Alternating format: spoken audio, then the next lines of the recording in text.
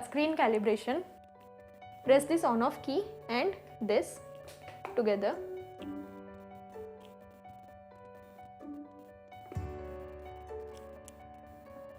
Cancel and then go to touchscreen calibration.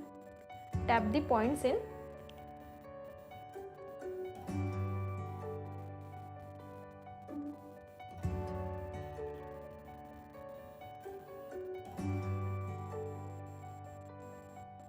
Touchscreen calibration done. Then power off.